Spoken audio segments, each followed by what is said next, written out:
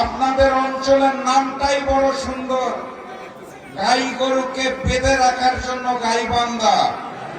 সেই দড়িগুলা তৈরি আছে তো নাকি? গাই গরুর জায়গায় এবার চাঁদাবাজদের বাঁধতে হবে, দুর্নীতিবাজদের বেঁধে রাখতে হবে, সন্ত্রাসীদের বেঁধে রাখতে হবে।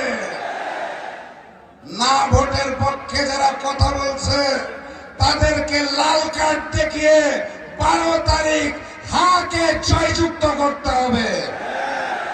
আমার হাতের আঙ্গুল কয়টা? গাইবান্ধা জেলার আসন কয়টা?